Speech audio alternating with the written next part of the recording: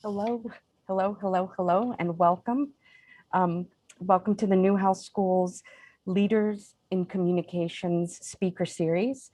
I'm Melissa Chessher, and I'm chair of the Magazine News and Digital Journalism Department. And I want to begin by welcoming and introducing our guest. Roula Khalaf is editor of the Financial Times. She was previously deputy editor from 2016 to 2020, overseeing a range of newsroom initiatives and award-winning editorial projects while leading a global network of more than 100 foreign correspondents. Before taking up the role of deputy editor, Khalaf was the Financial Times foreign editor and oversaw its operations in Europe, Africa, and the Middle East. And before that, as Middle East editor, she launched a Middle East edition and led coverage of the Arab Spring. Khalaf was named Foreign Commentator of the Year at the Editorial Intelligence Comment Awards in 2016, and her series on Qatar won the Foreign Press Association's Feature Story of the Year in 2013. She joined the Financial Times in 1995 as North Africa correspondent, and before that was a staff writer for Forbes magazine in New York. She also happens to be an alumna. So welcome. It's so nice to meet you. I am going to begin by hitting you with a lot of questions. And then about midway through our hour, I will begin looking at the chat and we'll start taking some questions from our guests. So I just want to thank you. This is really exciting. So thanks for having me. It's a very special occasion for me, obviously, since, as you say, I am an alumni, and I probably wouldn't be here in my position had I not been to the Newhouse School. So well, that is always great to hear. I'll begin. And in January 2020, you became the first female editor of the Financial Times in its 131-year history. This is a publication that you've read since you were a teen. And I'm curious what meaning that moment had for you and what meaning you think that moment had for other women, particularly women journalists. I mean, the first word that comes to mind when you ask the question is exhilaration. You know, I was obviously exhilarated. I had not expected to become editor. It was only in sort of the last year of being deputy editor that I, entertained the possibility. And I think that it doesn't matter. The job is the same if you're a man or a woman. But it was really striking that this resonated so much, the fact that I was the first woman to become editor. And it resonated almost more powerfully than I had expected. And certainly it is it encourages women journalists. And I think it was part of a trend. So there were a few, very few women editors in the UK, but there are many more now, just a year after I took over. So that is also encouraging. I think this is wonderful for our industry. And I think of it a lot more, I think of its meaning more for the industry than I do for myself personally. Great. So looking back on the last 15 months, I'm wondering if you can recall the most rewarding day and the most challenging day. I think one of the most challenging days, because we had to suddenly move completely to remote working. So to publish both the print newspaper and the digital product, FT.com digitally. Um, and we did a dry, we had done a dry run, but, you know, everything went well. But you can never be quite sure, can you? So the first day when we knew that we cannot be in the office because that's it, we've shut down the office, um, it was, it was a very tense day to know whether we can do it. And it was seamless, which was truly extraordinary that it was seamless. Very, very few hitches. I think I've had quite a few other challenging days, but mostly driven by management challenges, because it is much more difficult to manage when people are all scattered and dispersed, and when you can't see anyone, and it takes an actual meeting to be able to meet people. Um, I think the best days when we were breaking big stories, and we did. I think that there was a motivation and a purpose, that we can do this even if we're not in the office. We can do this even if each of us individually was under immense pressure. And I think that it was, day after day, whether it's in our coverage of the pandemic, which I am very proud of, or in the coverage of the impact on business. It was, we were able to do, even better than we usually do. That's impressive. Um, I want to turn to the events of yesterday in the US and the conviction of Derek Chauvin for the murder of George Floyd. I'm wondering if you could walk me through your strategy in covering the death of George Floyd and the trial, and maybe talk to us a bit about what your audience needed to know and what they wanted to know, as opposed to the coverage of those events from an American perspective. Yes, this is a very interesting question. So the FT traditionally has not covered a lot of social social news, or news about systematic racism, or diversity, and that is something that has been changing over time. And I think for us as an organization, because we do have a very big offices in the US, um, the the death of the killing of George Floyd was a real reckoning, both internally within our staff, but also it made us question, and go back and think about what is an FT story. Because a lot of people at that time said that, well, it's not really an FT story.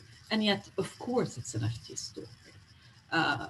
It was the biggest story. It doesn't matter whether there is a business angle at that time or an economics angle. Doesn't matter. It was just the biggest story. And when it is the biggest story, you just write it, and you don't have to try to find a lot of different angles that may suit your audience. I think in the beginning, it wasn't that clear for our audience outside the US why it was an important story. And probably that is partly because we hadn't done these stories before. George Floyd was not the first one, nor was he the last one to be killed murdered by police. So I think it's been a journey for us, and I think it's been a journey for our readers too. Today, for example, if you look at our website, it's the main coverage is of the trial and of the verdict and the impact of the verdict. And that's not just for our US audience. This is for everyone in the UK, outside. And of course, the Black Lives Matter protest did have a lot of resonance in the UK, and across Europe, in fact. So even if at that moment some people questioned whether this is something we should be covering, it became very clear that of course it was. And I'm curious if you could describe for me what is an FT story. The way I think of it is an FT story is a story that has global resonance, that is relevant to the majority of our audience, which is in the financial and business world. Um, but within that, what is relevant for an audience is not only business news or economics news or even political news. It is also social news. Great, and, great. and what is happening within a society, because this is what will drive. I mean, you see where that corporations in the US, for example, today are much more involved in these issues than they were, even a year ago.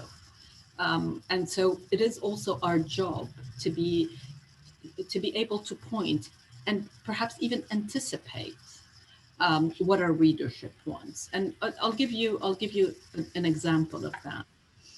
We've always written, and we've always had a correspondent for the past 2 decades writing about the environment and climate change. It used to be called the environment.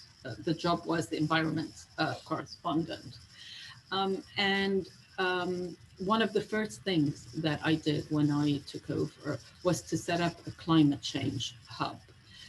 Because it was very clear to me that it was becoming an issue that is of much greater relevance to business. At that time, maybe some of our readers may not have seen that, or may not have noticed that, did not know themselves to what extent they had to be involved in these issues. And yet the engagement with our coverage, and we have expanded our coverage significantly, and the engagement with our coverage and the page views has been truly phenomenal. I read with great interest about the Janet bot and the he said, she said bot. I'm wondering if you could kind of explain the genesis of those tools and their purpose. A few years ago, I was part of a company, of a group within the company that was asking the question about how do we attract more women readers, because our readership is majority predominantly male. And so in asking ourselves this question, we set up focus groups. And, we asked women who read the FT and women who didn't read the FT. And one of the results that we had at the time was that the FT is a bit intimidating. Not that our coverage is, nobody said you don't write about diversity, but what they said is it feels like it's written for men. It looks like it's written for men. So one of the things that we did in the newsroom at the time was try to find ways of making the FT less intimidating and making it appear more appealing to a wider audience and to more women. And so one of the things we did was to try to count how many pictures of men we have on the homepage. And whenever that number fell below a certain minimum, there was a bot that would alert the news editors to that. And that was a very good way of encouraging news editors to think about pictures. And to me, it was about it was a process by which we were trying to change the mindset. After a while, when everyone paid attention, once you learn to pay attention, you don't need that anymore, because you think about it. Every time you're picking a picture, you would look at it. And those who edit the main news desk, the editors who edit the homepage now pay attention. But the bot helped us to get to that point. The other thing we're doing, the she said, he said, was about quoting. female sources. And again, we often, much of our coverage is about a world that is still dominated by men. And so this was always what reporters would say, is there are no women to quote.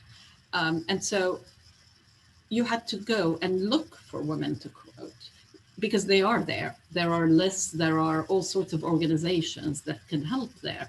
So this was also an attempt to encourage reporters and news editors to pay attention to who the reporters were quoting, and reporters to pay attention to who they were quoting. And since then, last year we joined a project that is led by the BBC, and it's called the 50/50 Project. And it's a completely voluntary process, and different desks join this project. And when they join, they start counting themselves, but manually counting, because in some cases, manual counting is actually more important than having someone just alert you. So this was sort of our second phase. So desks will manually count and share the information, and then track the data over time. The objective, of course, is to reach 50%. But we're still working on it, and it will take a long time. But I always talk about meaningful progress. What is important to me is that we don't stand still, and that we do everything possible to get to advance, even if the goal is still far for us. The ultimate goal is still far. Right, right. It is obvious that you do a lot of research regarding the publication and the work that you want to do. And I noted in an interview where you commented that um, in terms of diversity, you've done much work, but you're curious about how it is perceived from the outside, and that was something that you were also um, considering doing research. And I was just curious if that work has begun and what you'd learned.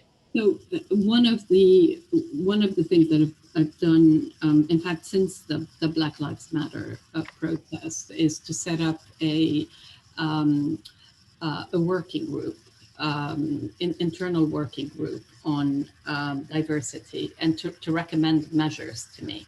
And they do talk to outsiders. And one of the measures is that we have commissioned a report to be written by an institute that we will cooperate with, about us and about how we can go about making further changes, and about also changing the culture within the newsroom. So I want an outside eye, and not just for us to be constantly sort of grading our own homework.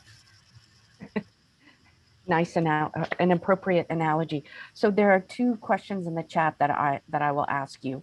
Um, you've spoken of some of the challenges you've experienced with COVID-19, but are there any challenges you've had to overcome regarding your gender that's ultimately showed you what it's like to be a female and what was once considered a predominantly male field? Um, it's funny because I tell my predecessor, who was also my mentor, I've told him several times over the past year, you left at the right time, because uh, it's more, and I'm thinking more in terms of the style of management. I have a lot of patience, and I'm happy to listen a lot. And I think um, everything that's happened over the past year has put the staff under a lot more pressure, and the pressure has come from different directions. So it's getting used to working in a completely different way, where you don't have colleagues around you, there's no camaraderie, there's no immediate support. But also, a lot of people have had to juggle. I mean, we have been under almost constant lockdown. This is, we're just coming out of our third lockdown, and these are serious lockdowns in the US. But our staff in Asia as well, and in the US and in Europe, I mean, across the world, people have had to juggle, homeschooling and work at the same time. And I just think it takes a lot more active management and a lot more listening. And I don't know if this has more to do with the fact that I'm a woman. It certainly has to do with my personality and the way that I approach the job. I mean, I often say that the job is the same, whether it's a man doing it or a woman doing it. And a man may have a different, different style, and a style that is more similar to the way that I manage and the way that I lead. And a woman may have a completely different style from the way I manage and the way that I lead. So I think of it more in those terms. There are times that call for different kinds of leadership. Great, great answer. I have a question that's similar to one that is in the chat. I'll ask mine and then I'll follow up with the one in the chat. Readers prize your publication's international perspective and its impartiality and accuracy. In this so-called post-truth era of fake news, misinformation, disinformation, how do you build accuracy into the reporting and editing process?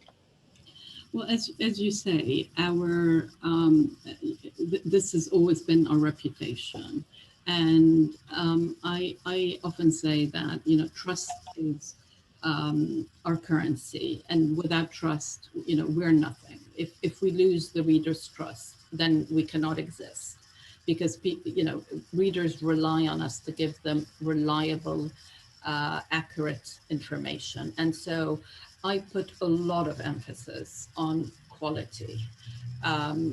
We are aggressive. We want to be first. We are very competitive, but we need to be right before being first. And in the online world, there is a lot more competition to getting it up first. Okay, that we beat the competition by 1 second or 2 seconds. And I want scoops, and I put a lot of emphasis on scoops, but never at the expense of quality. We have our rules, we have our editorial code, and everyone understands this. Two things that I did to reinforce. One is to appoint one of our senior journalists as an editor for accuracy and quality. Another is to constantly look at the editorial code and see if it requires further tightening. But I think I have sent the message, and I do it often because we stream conference, for example, every Monday, and a lot of people, hundreds of people dial in, and I'm always reinforcing the message that quality has got to always come first. There is room for opinion. We are also known for our opinion section, but our reporting has to be fair and objective. I'll follow up with one of the questions from the chat. It seems that the news industry is changing in a direction that is difficult to predict, possibly shrinking. Where do you think media is heading? Are we going to see more journalists heading towards social media institutes rather than journalism institutes to do their job? And what does that mean for the industry?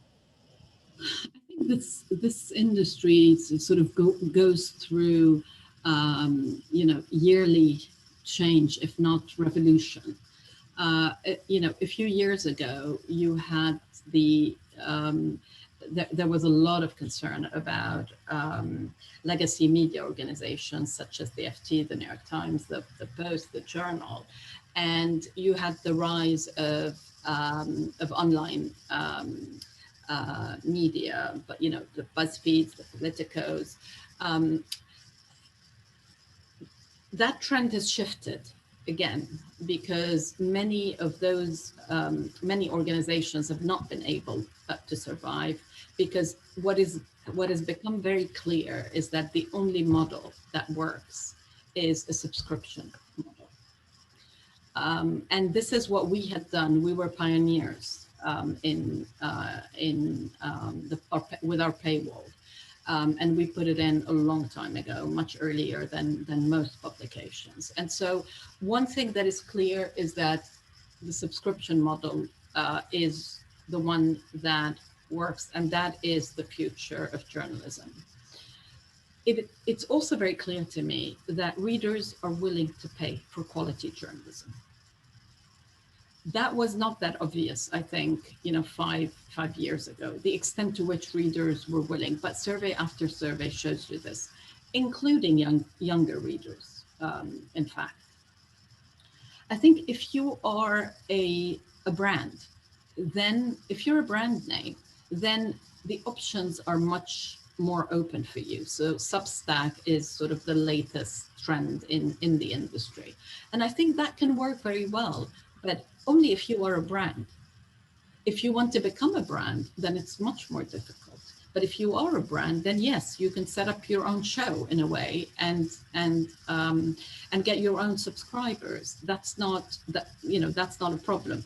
The third thing, and that is a lot more worrying, is that there is a real crisis in local and regional journalism, and the industry is narrowing.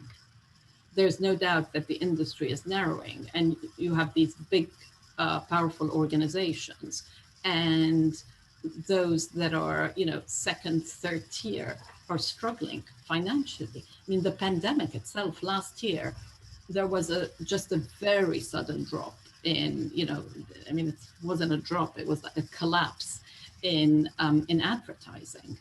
And that hurt a lot of organizations. And this is what reinforced to me that the only thing that you can rely on for the future is a subscription model, such as the one that we have. There's a question in the chat that asks or states there are those who worry that paywall limits the reach of quality journalism while fake news is rather flowing freely. And maybe if you could comment on the balance of the paywall approach versus public interest, Yeah, and I think, making good journalism available to everyone. yeah. Well, it is because of this concern, and because we invested a lot last year in the coverage of the pandemic, that I decided to make a lot of our pandemic content free, and to be able to share with a wider audience, because it was very reliable, and we have our coronavirus trackers, for example, are free for everyone to read. And this is a real dilemma. It is a real dilemma.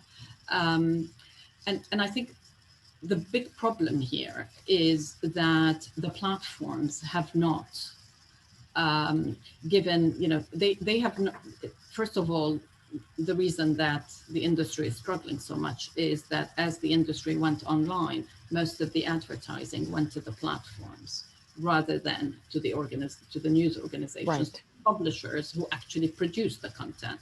Right. So a lot of publishers became, were one, starved of resources, and two, didn't even get the data on who was reading them because there was an intermediary. The intermediary was making all the money and getting all the data. So elevating quality journalism on the platforms is what is absolutely needed.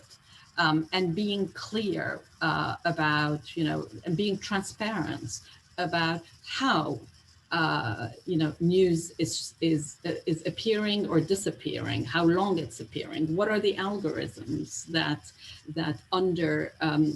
underlie all of the the tech that is producing what it, or not that we are the producers, but the tech that is directing you towards certain coverage, and often directing you towards a bubble where you are getting, you're not getting a diversity of coverage. What you are getting is what the algorithm thinks you want. Right, right. So two kind of techie questions from the chat. Are there any trends you're following regarding virtual finance and ownership? Virtual finance and ownership. Do you mean by that like sort of the crypto world? I'm guessing. Yes. Yes. So, I mean, we've been big skeptics of cryptocurrencies. However, um, they are now an asset class. We think that any sort of asset class that is completely unregulated is needs to be covered, and the pitfalls need to be underlined. But we are starting to cover it as an asset class. The other area that I would say where we are paying more attention is all the plans for digital currencies by central banks. So absolutely, this is an area of growth, and we have to pay attention to it. And your take on new technology and its use in media. What have you seen in your career in terms of things that have been successful, flops? How are new technologies evaluated and assessed at FT? And what do you see on the horizon? So are we talking here about AI, or are we talking about multimedia like podcasts and video? My guess is all of the above.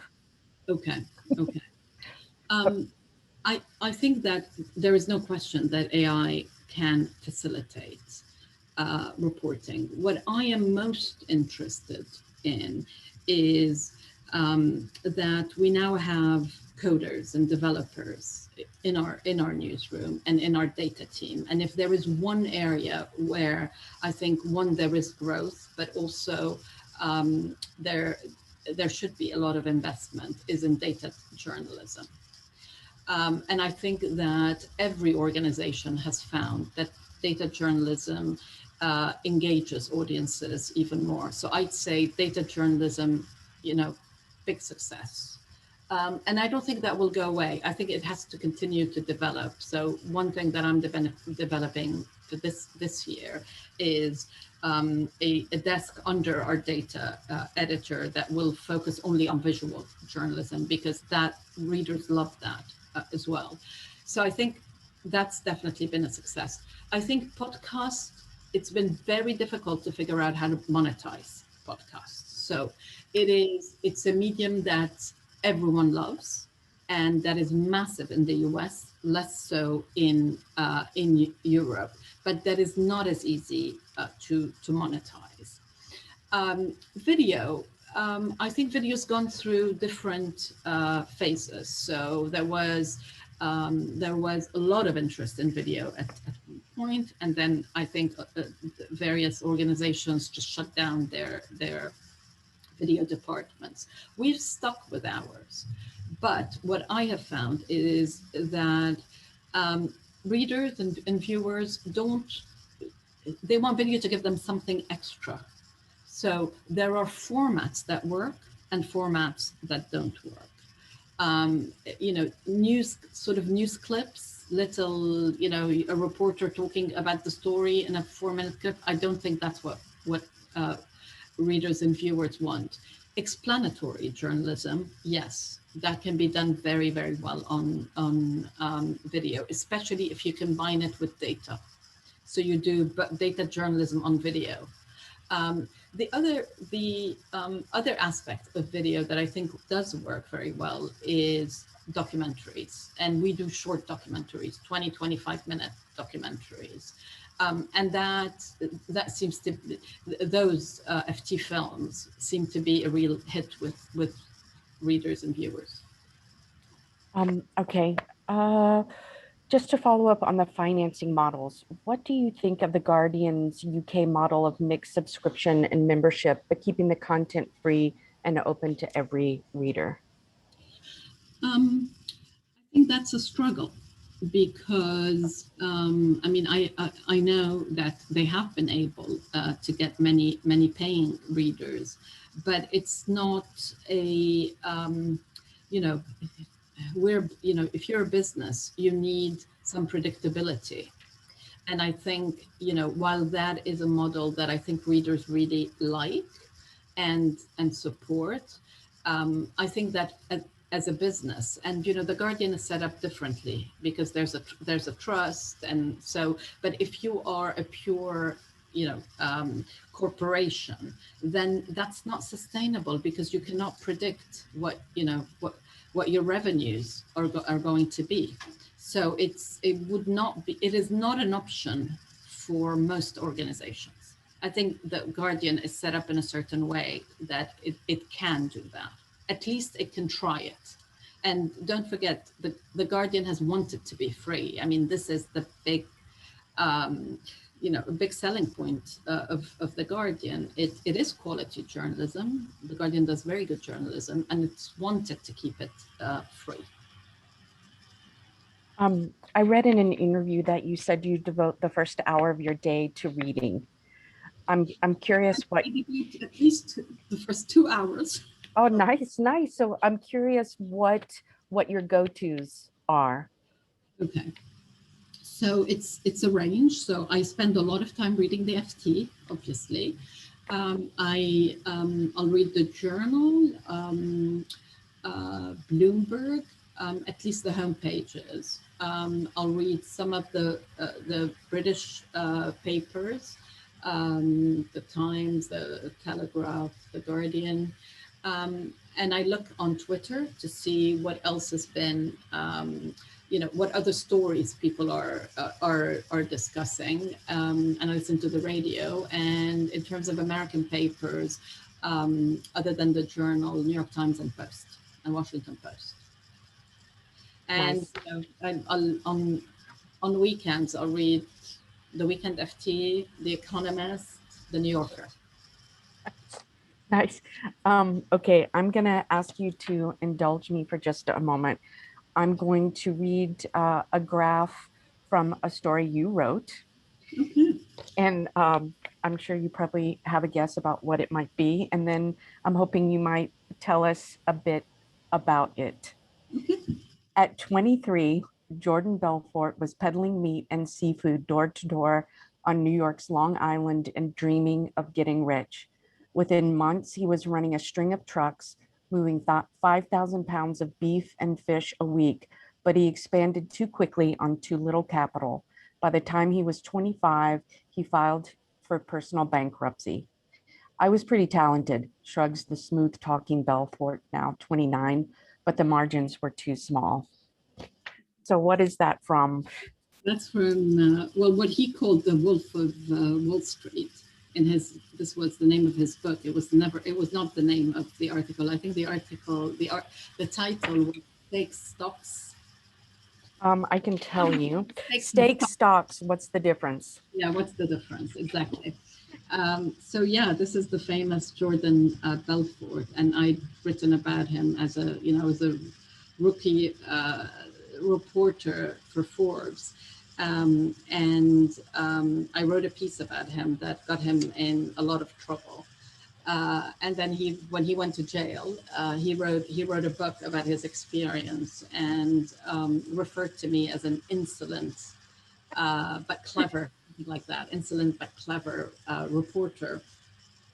And then in the Hollywood movie, there was actually a Forbes reporter, an actress portrayed a Forbes reporter, and everyone in my family got very excited. But the story says a lot more about Jordan Belfort than it says about me. Absolutely, absolutely. So, what drew you to journalism? It's interesting because for as long as I can remember, I wanted to be a journalist. And in the beginning, I was more attracted to broadcast journalism.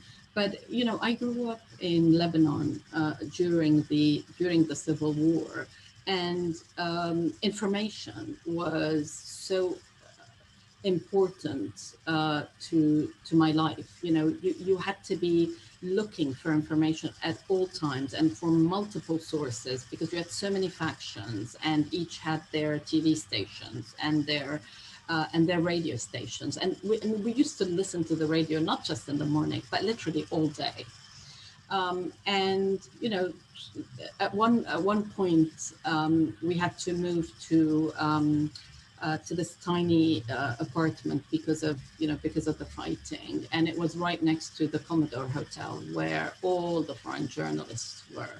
And so it also gives you, it gave me a glimpse of what it was like to be a foreign journalist, sort of, you know having coffee or a drink with militia leaders. And that it's an image that stayed with me. Nice, nice. Um, so the Financial Times doesn't cover wars, but you oversee 100 foreign correspondents, and many of them must travel to war zones. You yourself have been a foreign correspondent, traveling to really some of the world's most dangerous date lines. I love in your Twitter bio that you reference your two sons, and I'm just wondering um, what it was like to be a mom, a wife, and a foreign correspondent, and how did you find like any kind of work-life balance, and what advice you might have for the students tuning in who want to do what you have done. I think being a foreign correspondent was my dream job. And being able to travel and report on stories that I cared about, stories that fascinated me, was what I wanted to do. And I always took the attitude that if I can get myself organized, I can do it. Even when, I mean, I'll never forget, I was 6 months pregnant. I was in Algeria. It was during the Algerian civil war. And my biggest worry was that the taxi that was taking me to the airport was speeding. And I was worried that I was pregnant. I kept saying, "I'm pregnant, stop it. I'm pregnant, slow down."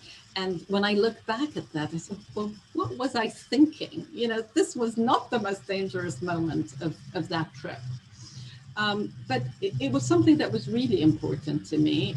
My mother at the time, when my eldest was young, she was still alive, and she was very, very supportive. I mean, she would come and stay with me for like 3-4 weeks and help me.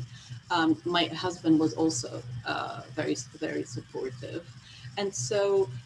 To me, this is what the job was. This was my job, and it was very important to me. So I I remember I stopped, or I sort of cut back on going to dangerous places when my eldest son could read the Declan. And I remember Baghdad in particular, where I just didn't want him to know. So I would say to him, and I would say to my parents, to my dad, that I'm going to Jordan, where there was no war, but I'd be going to Baghdad. And so I started thinking about it more seriously when my son could read. It's by his mom who was in Baghdad. And with my youngest, I've done a lot less sort of war reporting. I think the only dangerous place I've been to in the last decade is probably Syria. Maybe a few others. You've interviewed some of the world's um, most influential people, leaders, um, and I'm curious if you have a favorite interview. Um, I don't have a favorite interview, but there's one interview in particular that I tried to get, that I tried so hard to get, and that's the Iranian uh, president Rouhani, who's now about to, he's just finishing his second term, and um, I had I'd been following him for a very long time. I'd met him when he was in a different position. It was an amazing time for Iran. They were towards the end of their nuclear negotiations with the U.S. It was a time of great promise, and he is a fascinating character, and I often remember that was an interview that had a real sort of impact on me. I was very happy to have it, but I was also fascinated with every word that he shared. I'm curious how America's reputation is doing overseas with the new administration. I think much better, obviously, especially in Europe, because the transatlantic alliance took a real beating under the previous administration. So I think there's been, a sense of collective relief in Europe and indeed in much of the world. But I think there is also an understanding or a kind of reckoning that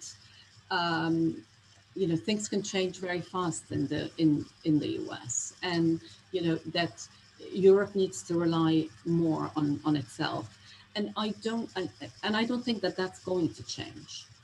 Whoever is in the White House, I think that the Trump years were very traumatic for European governments. And I think that in a way that, it's a good lesson to draw, that you do need to rely more on yourself. And I think people also remember that in Obama's last years, it was a message that he was sharing, and differently from President Trump, but it was a message that he was already sharing when he spoke about free riders. So I think it's been a process, much more dramatic under the last administration. So I'd say, relief, but also, caution that you don't sort of turn a switch and everything goes back to normal. So there's a new question in the chat. How did you come to study at Syracuse? And can you recall a few key experiences that shaped your career? So Syracuse, that's a funny story. It was a very bad year in Lebanon, and I didn't want to leave, but my parents moved out of Lebanon and moved to Cyprus, and I insisted on staying in Lebanon with my grandparents. And then there was so much violence that year that by the end of it, my parents said, "That's it, you're leaving." My brother was already at Syracuse. And so obviously, particularly when I wasn't willing, to leave and to go and apply, and, it was obvious that I should also go to Syracuse. Why would I try to go somewhere else?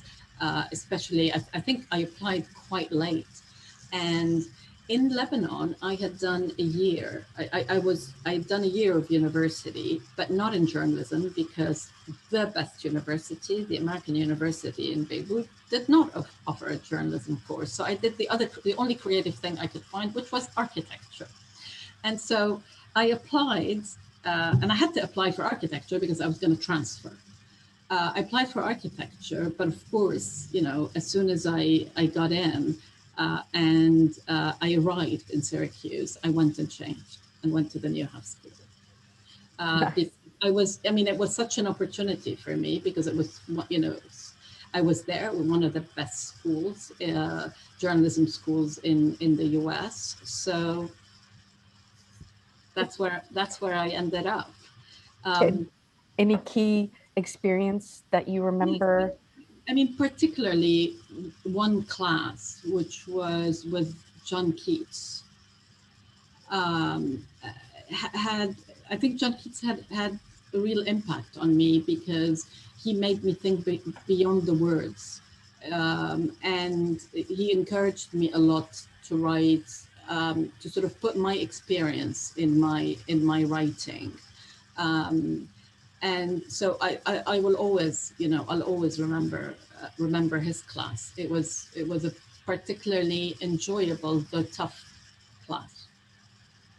Well, that reminds me of a question that I wanted to ask you because when I was watching some of your videos on FT, the one that I loved the most was your tour of Beirut. Mm. And it reminded me of one of my favorite quotes, which is Spanish philosopher, and tell me where you're from, and I'll tell you all there is to know about you. So I'm just curious how Beirut has informed who you are and kind of how you see the world and the work that you do. Well, Lebanon is a very tiny country that has always sort of drawn a lot of fascination from all around the world. I mean, everyone knows Lebanon, although hardly anything is produced in Lebanon, except human capital. Actually, it happens to have a good, or at least it had a good education system. Um, and I think if you are from a minority, or if you are from a small country, um, but you are open to the world, and you think the world is also thinking about you, and you're always thinking. I mean, growing up, people talked about Henry Kissinger, and what Henry Kissinger's plans for Lebanon were more than they talked about anything else, because they thought they were the center of the world. And it's a very troubled country. It's always been a troubled country, and it's still today a troubled country. So it's a combination of a sort of international outlook, but also, almost an understanding of both human suffering and very, very deep political troubles. Um, these are all the things that I think about when I think about Lebanon, and perhaps most of all that it's such a waste, because it's a nation with so much promise that has been time and again failed by its politicians. Um, okay, now for a really serious question. You're ready. Um, do you ever consider changing the color of the No, print? no, no. Always been, always will be. How many times do you get that question? All the time. I got it yesterday on the BBC. Okay, well, I feel a little comfort that the BBC even asked that question. So, what are your big plans for your publication from this day forward? What's on the Um, horizon? in terms of markets, I have a sort of a real focus on both the US, where we want to have more readers, and we are expanding, but also getting deeper into some European markets where the FT is very well established, but can widen its readership. Um, so that's in terms of sort of expansion in markets.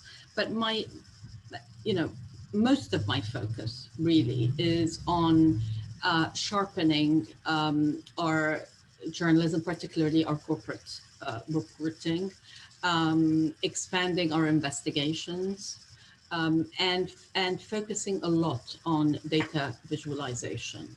I think that that's going to be, this is the way of the future, and it's something that I am personally very interested in, and I'm very committed to. So I want to return to the chat and make sure I ask these questions. Do you ever feel lost for inspiration or challenged by the direction media may be heading to? Um, I think sometimes when I see what people are willing to believe, uh, and what some media are willing to tell them, I seriously worry. because, we cannot live in a world of post-truth. Um, and I also feel an even heavier responsibility to be doing the quality, to be producing the quality journalism that we produce. I read where you said that you think capitalism needs a reset. Can you maybe talk a bit about that? Um, I think, and this is this is something that you already see in Europe, where I think when people think of capitalism, they don't think of the same type of capitalism as in the U.S. But I think the U.S. is moving in that direction also. Um, when I say that, I'm thinking of responsible capitalism, capitalism where stakeholder capitalism that goes sort of beyond shareholder capitalism.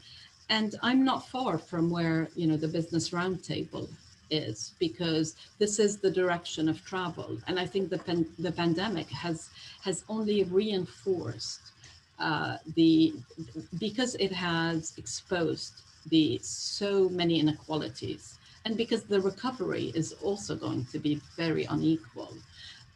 I think that this is the way that capitalism is evolving, and as we often say at the FT is, um, you have to evolve in order to survive. You always have to evolve, and I think we are moving in that direction. I've seen a growing interest in students wanting to do business journalism. Mm. Um, can you do your best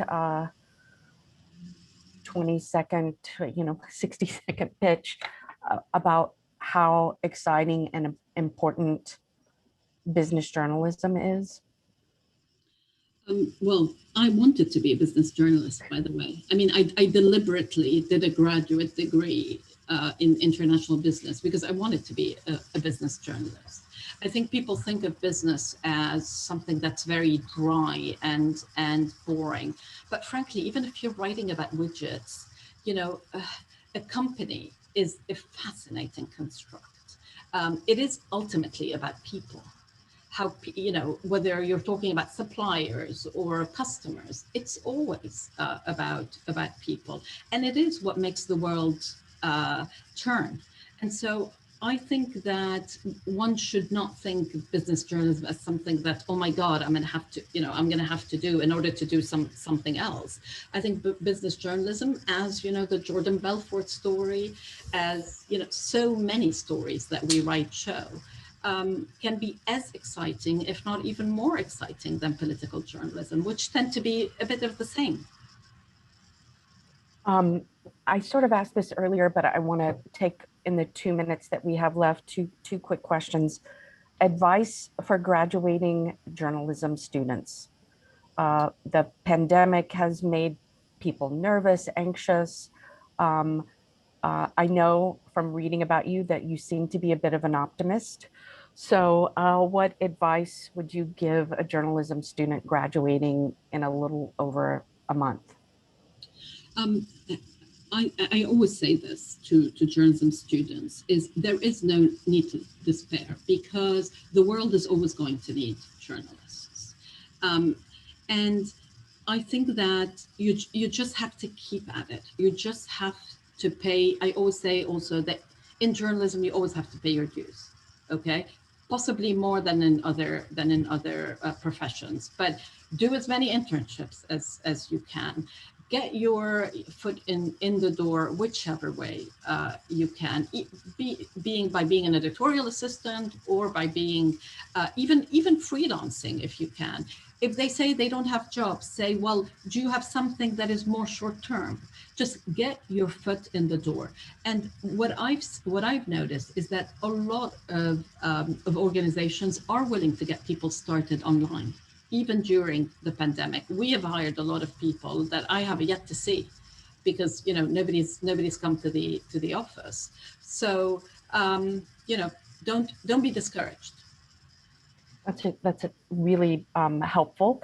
And then finally, if you could share with us one story that's in the works at your publication that we should be looking for, that you consider to be important, vital read. I think one story that we've been following now for a while, and we've been breaking stories about it, is the connection between the former Prime Minister David Cameron and this fascinating company that's involved in something that sounds boring, supply chain finance. But this is a great example of a financial scandal that has become a political scandal. And that political scandal is going to play out. So that is definitely one that we'll be spending a lot of time on here. And that if you're interested in the UK, it is a UK story. There are a lot of other stories, then you should follow. I think the other really, really fascinating story right now is what's going on with Alibaba, the Chinese tech company. And the whole relationship between the Chinese authorities and the big tech companies, because they are coming under greater pressure. And what happens, it's very important to keep an eye on what happens to Jack Ma, the founder of Alibaba. Okay, we will all be looking for both of those stories, and I can't thank you enough. And you make us all very proud. And I just really appreciate you taking an hour to speak to me and to speak to us. So thank you very much. All your students. Thank you. Bye. Good to All be. right. Bye. Bye.